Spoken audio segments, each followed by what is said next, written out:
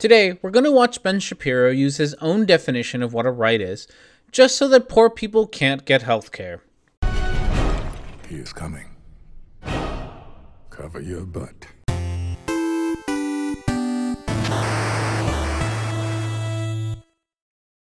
The idea here seems to be that unless you declare medical care a right rather than a commodity, you're soulless. That, as Marx might put it, necessity, rather than autonomy, creates rights.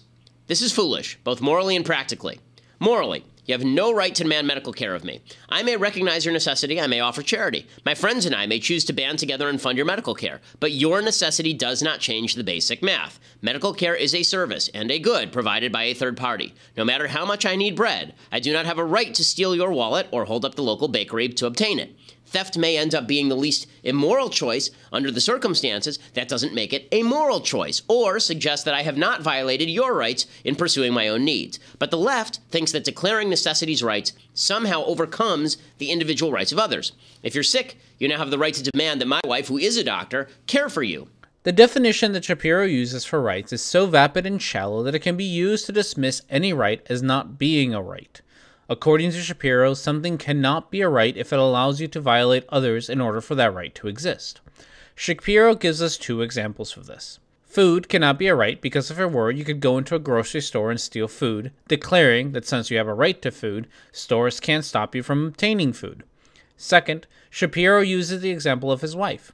Shapiro states that healthcare cannot be a right because if it were, you could go to his wife and demand that she treat you because healthcare is your right and it must be fulfilled. The problem with such a definition of rights is that any right can be dismissed using the same thought experiment. Let's look at a right that I'm sure Shapiro thinks exists.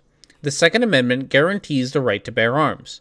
If we use Shapiro's logic, then that means that I can walk into a store and take a gun, claiming that it's my right to own a gun. Therefore, the right to bear arms cannot be a right. The same can be said for the right to free speech. Using Shapiro logic, I could demand that television stations and newspapers print my speech on the basis that it's my right, and Shapiro would have to agree that free speech can therefore not be a right. So, what do people mean when they say that healthcare is a right? If you live in a society where medical treatment is readily available, it's a moral obligation to remove obstacles that prevent people from accessing that right. This definition of what a right is has far more utility than the definition presented by Shapiro. When talking about healthcare, we can move to remove obstacles that will prevent someone from accessing healthcare. The biggest obstacle in the US right now is cost. The cost could be removed, making the right to healthcare more easily accessible, while at the same time not forcing doctors to work for free.